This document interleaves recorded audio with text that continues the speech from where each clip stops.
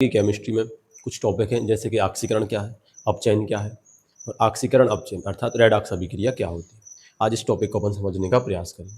तो इसमें सबसे पहला टॉपिक आता है ऑक्सीकरण। ऑक्सीकरण को एक और दूसरे जो शब्द है या जो परिभाषा है वो उपचयन भी कहा जाता है। उपचयन या ऑक्सीकरण को अंग्रेजी भाषा में ऑक्सीडेशन कहा जाता है। ऑक्सीकरण होता क्या? ऑक्सीकरण के लिए समझने के लिए कुछ प्रमुख बिंदु हैं। जैसे कि सबसे पहला जो ये अभिक्रिया है ये इलेक्ट्रॉन पे आधारित होती है, मतलब इलेक्ट्रॉन की भूमिका इसमें सबसे प्रमुख होती है। अब जब किसी तत्व के परमाणु या आयन या लिख सकते हैं कोई पदार्थ जब इलेक्ट्रॉन त्यागता है तो जो अभिक्रिया होती है या जो प्रक्रिया होती है वो ऑक्सीकरण या उपचयन या ऑक्सीडेशन की अभिक्रिया कहलाती है। उदाहरण के लिए सोडियम है Na, ये सोडियम का परमाणु है। सोडियम का परमाणु, इसमें इलेक्ट्रॉनों की संख्या होती है 11, अर्थात इसका परमाणु क्रमांक होता है 11। किसी भी तत्व का जो परमाणु क्रमांक होता है उसमें उतने ही इलेक्ट्रॉन होते हैं और उतने ही प्रोटॉन होते हैं। इलेक्ट्रॉन का संकेत E- होता है और प्रोटॉन का संकेत P पॉजिटिव होता है। तो ये सोडियम तत्व का परमाणु है, ये पहले वर्ग का तत्व, इसमें इलेक्ट्रॉन की संख्या कितनी है 11। अब यदि सोडियम Na एक इलेक्ट्रॉन का त्याग कर देता है तो सोडियम के ऊपर एक प्लस चार्ज आ जाता है, मतलब धनावेश आ जाता है और इसका एक इलेक्ट्रॉन इसके साथ इस तरीके से अभिक्रिया में लिख दिया जाता है। तो ये जो संपूर्ण अभिक्रिया है ये ऑक्सीकरण या इसी को उपचयन कहते हैं या इसी को ऑक्सीडेशन कहा जाता है। तो सोडियम ने इलेक्ट्रॉन त्यागा तो ये जो अभिक्रिया होती है ये ऑक्सीकरण या ऑक्सीडेशन कहलाती है। अब जब ये अभिक्रिया संपन्न होती है तो फिर इस पदार्थ को भी एक नया नाम दे दिया जाता है। इस पदार्थ को कहा जाता है अपचायक। ये पदार्थ जो है ये अपचायक है और ये जो क्रिया है ये पूरी ऑक्सीकरण की अभिक्रिया है, अर्थात किसी तत्व के परमाणु, अणु, आयन या पदार्थ के द्वारा जब इलेक्ट्रॉन त्यागे जाते हैं तो होने वाली क्रिया को ऑक्सीकरण या उपचयन या ऑक्सीडेशन की अभिक्रिया कहते हैं। जैसे सोडियम ने एक इलेक्ट्रॉन त्यागा, धन आवेश। अब प्रश्न ये कि धन आवेश किस तरीके से आता है, तो इसको समझने का अपन प्रयास करें। सोडियम का परमाणु क्रमांक है 11, अर्थात इसमें इलेक्ट्रॉन कितने हैं 11। इस तरीके से समझे 1 2 3 4 5,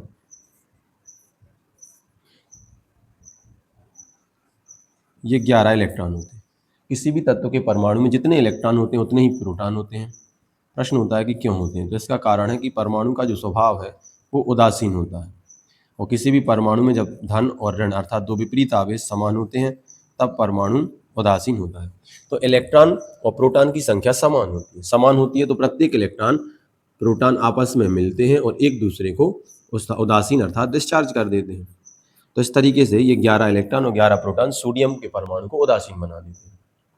अब सोडियम के परमाणु में से यदि एक इलेक्ट्रॉन बाहर हो जाए, जैसे कि क्रिया घटित हुई है अर्थात ऑक्सीकरण की क्रिया यदि होती है और एक इलेक्ट्रॉन बाहर चला जाता है तो फिर उसमें से एक प्रोटॉन जो है वो शेष बचता है, जिसे उदासीन करने के लिए अर्थात धन आवेश को खत्म करने के लिए एक इलेक्ट्रॉन की आवश्यकता है जो कि इसके बाहर है। सोडियम परमाणु के 11 इलेक्ट्रॉन और 11 प्रोटॉन एक दूसरे को उदासीन करते हैं, लेकिन जब इसमें से एक इलेक्ट्रॉन बाहर हो जाता है तो उसका एक प्रोटॉन जो होता है वो धन चार्ज के रूप में उसके ऊपर लिखा जाता है। इस प्रकार सोडियम ऑक्सीकरण की क्रिया से धन आवेश में अर्थात धन आयन में परिवर्तित हो जाता है और यह विक्रिया ऑक्सीकरण कहलाती है और जो पदार्थ है वो अपचायक कहलाता है। ऑक्सीकरण की क्रिया में पदार्थ अपचायक होता है या ऐसे पदार्थ जो अपचायक होते हैं वो ऑक्सीकरण की क्रिया या ऑक्सीकरण की अभिक्रिया में भाग लेते हैं। अब दूसरा उदाहरण समझे अपचयन। कुछ और भी तत्व हैं, जैसे पीरियोडिक टेबल है, आवर्त सारणी में पहले वर्ग के तत्व अर्थात क्षार धातु, दूसरे वर्ग के तत्व मतलब क्षार मृदा धातु, ये प्रबल अपचायक होते हैं। क्षार धातु और क्षारीय मृदा धातु, ये दोनों पहले और दूसरे वर्ग के तत्व ये प्रबल अपचायक माने जाते हैं। प्रबल अपचायक का मतलब होता है कि ये इलेक्ट्रॉन त्यागने की प्रवृत्ति सर्वाधिक रखते हैं, तो इस तरीके से ये ऑक्सीकरण की क्रिया में भाग लेते हैं। कैल्शियम भी है, इसका एक उदाहरण और समझें। कैल्शियम दो धनावेश भी होता है, दूसरे वर्ग का होता है। तो कैल्शियम में इस तरीके से अपन लिखते हैं, यहाँ पे कैल्शियम 2 इलेक्ट्रॉन त्यागता है तो ये ऑक्सीकरण की क्रिया हो जाती है और कैल्शियम प्रबल अपचायक हो जाता है। कुछ आयन भी होते हैं जो इलेक्ट्रॉन त्यागते हैं और जैसे उदाहरण है Fe। Fe ने पहले एक इलेक्ट्रॉन त्यागा, तो Fe पे एक प्लस चार्ज आता है और ये इलेक्ट्रॉन इसके साथ इस तरीके से लिख दिया जाता है। यह अभिक्रिया ऑक्सीकरण की क्रिया है। अब यदि ये Fe प्लस आयन मतलब धन आयन फिर एक इलेक्ट्रॉन त्यागता है तो इस पे दो धन आवेश हो जाते हैं, एक इलेक्ट्रॉन पहले निकल गया था और एक इलेक्ट्रॉन इसके साथ लिख देते हैं।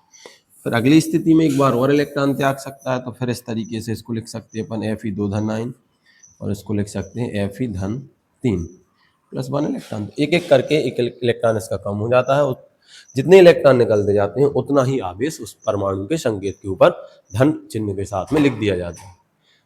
तो ये ऑक्सीकरण की अभिक्रिया है। अब इसके बाद अगली अभिक्रिया आती है, अब अपन समझते हैं अपचयन या अपकरण, या इसी को अंग्रेजी भाषा में कहते हैं रिडक्शन। मतलब अपचयन की अभिक्रिया किसे कहते हैं, इसके पहले अपन ने ऑक्सीकरण समझा। ऑक्सीकरण के विपरीत ऑक्सीकरण की क्रिया में इलेक्ट्रॉन तत्व से या परमाणु अणु या आयन से या पदार्थ से बाहर हो जाते हैं, और अपचयन की क्रिया में पदार्थ या परमाणु में इलेक्ट्रॉन एक्सेप्ट हो जाते हैं अर्थात ग्रहण कर लिए जाते हैं। तो ऐसी अभिक्रिया जिसमें पदार्थ परमाणु अणु या आयन के द्वारा इलेक्ट्रॉन ग्रहण किए जाते हैं वो अपचयन या अपकरण की अभिक्रिया कहलाती है। अपकरण की क्रिया और जो ऑक्सीकरण की क्रिया एक दूसरे के विपरीत होती है। उदाहरण के लिए एक क्लोरीन है, क्लोरीन 17वें वर्ग का तत्व है और हैलोजन कहलाता है। तो हैलोजन अधिकांशतः इलेक्ट्रॉन ग्रहण करने की प्रवृत्ति रखते हैं। क्यों रखते हैं, इसके पीछे उनके इलेक्ट्रॉनिक विन्यास अर्थात उनकी इलेक्ट्रॉनिक संरचना महत्वपूर्ण होती है। तो क्लोरीन एक इलेक्ट्रॉन ग्रहण करता है। पहले क्लोरीन परमाणु अवस्था में था, जैसे इसने एक इलेक्ट्रॉन ग्रहण किया तो क्लोरीन आयन में बदल जाता है, और आयन का स्वभाव जो होता है वो माइनस चार्ज वाला है, इसलिए इसको क्लोरीन का ऋण आयन कहा जाता है। और ये जो पूरी अभिक्रिया होती है उस अभिक्रिया को अपचयन या अपकरण या रिडक्शन की अभिक्रिया कहा जाता है।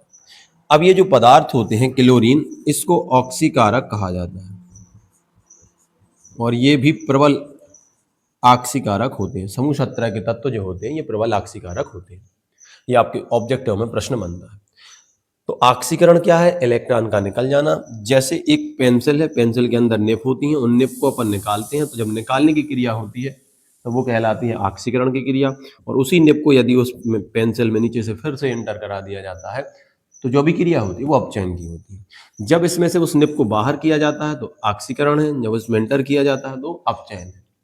जब बाहर निकालते हैं क्रिया होती है वो ऑक्सीकरण है, तो पदार्थ वो ही रहता है, उसको अपन ऑक्सीकरण की क्रिया में अपचायक कहते हैं। जब अपचयन की क्रिया होती है तो ऑक्सीकारक कहते हैं। तो क्रिया के अनुसार पदार्थ को ऑक्सीकारक और अपचायक कहा जाता है। ऑक्सीकरण क्या है और अपचयन क्या है। अब जब ये ऑक्सीकरण और अपचयन होता है तो अपन इस तरीके से समझने का प्रयास करें कि किस तरीके से इस पे माइनस चार्ज आता है। क्लोरीन का परमाणु क्रमांक है 17 और 17 इलेक्ट्रॉन है और 17 प्रोटॉन, क्योंकि परमाणु का स्वभाव जो होता है वो उदासीन होता है। 11 12 13 14 15 16 17 और 17 इसमें प्रोटॉन होते हैं। एक दूसरे को ये उदासीन बना देते हैं। अब क्या होता है, इसमें एक एंटर करता है इलेक्ट्रॉन एक्स्ट्रा। जब इसमें एक इलेक्ट्रॉन एक्स्ट्रा अर्थात अतिरिक्त इसमें प्रवेश करता है तो उस इलेक्ट्रॉन को उदासीन होने के लिए धन चार्ज अर्थात प्रोटॉन की आवश्यकता होगी। अब प्रोटॉन इसको है नहीं, तो फिर ये इलेक्ट्रॉन इसके माइनस चार्ज के रूप में ऊपर संकेत के साथ में लिख दिया जाता है। तो कक्षा 11 की केमिस्ट्री में ऑक्सीकरण क्या है और अपचयन क्या है, ऑक्सीकारक क्या है और अपचायक क्या है, अपन ने ये समझा। इलेक्ट्रॉन निकलना ऑक्सीकरण, ग्रहण करना अपचयन कहलाना। इसको इंग्लिश में बोलते हैं रेड ऑक्स। ये दो शब्दों से मिलके बना होता है। ये रिडक्शन RED रिडक्शन को रिप्रेजेंट करता है, ये OX ऑक्सीडेशन को रिप्रेजेंट करता है। तो जब अभिक्रिया में ऑक्सीकरण और अपचयन अर्थात अपचय उपचय अर्थात रेडॉक्स, जब Na के उदाहरण से समझे, Na एक इलेक्ट्रॉन त्याग के धन आयन बनाता है, इसके साथ में एक इलेक्ट्रॉन लिख दिया जाता है। तो यह अभिक्रिया जब सोडियम का परमाणु इलेक्ट्रॉन त्यागता है तो यह ऑक्सीकरण की अभिक्रिया हुई, मतलब पहला हिस्सा इसका। अब ये इलेक्ट्रॉन जाता है काय के साथ, क्लोरीन के साथ। तो क्लोरीन जो होता है उस इलेक्ट्रॉन को ग्रहण करता है, काय में बदल जाता है माइनस चार्ज में। तो सोडियम का धन आयन और क्लोरीन का ऋण आयन, अब ये दोनों एक दूसरे से मिलते हैं तो क्या बनता है, Na प्लस आयन और Cl माइनस आयन, और बन जाता है NaCl। तो जब सोडियम इलेक्ट्रॉन त्यागता है तो ऑक्सीकरण की क्रिया होती है, उस इलेक्ट्रॉन को क्लोरीन ग्रहण करता है तो अपचयन की क्रिया होती है। अब जब धनायन और ऋणायन बन जाते हैं तो ये एक दूसरे के साथ क्रिया करते हैं, क्रिया करके सोडियम का क्लोराइड बनाते हैं। तो जब सोडियम क्लोराइड का निर्माण होता है तो इसके पीछे ये दोनों अभिक्रियाएं संपन्न होती हैं, मतलब अपचय उपचय अभिक्रिया के द्वारा सोडियम क्लोराइड मतलब NaCl का निर्माण होता है। तो ऑक्सीकरण अपचयन अलग अलग से भी प्रश्न बनता है, और जब एक साथ अभिक्रिया किसी कंपाउंड के निर्माण में होती है तो वो रेडॉक्स अभिक्रिया कहलाती है, और इस तरीके से भी प्रश्न बनता है। ऑब्जेक्टिव बनते हैं, पहले और दूसरे वर्ग के प्रबल अपचायक होते हैं, शत्रु वर्ग के प्रबल आक्सीकारक होते हैं। तो आज के वीडियो में अपन ने आक्सीकरण, अपचयन और रेडॉक्स अभिक्रिया के बारे में समझा। अगली वीडियो में अपन अगला टॉपिक कवर करेंगे।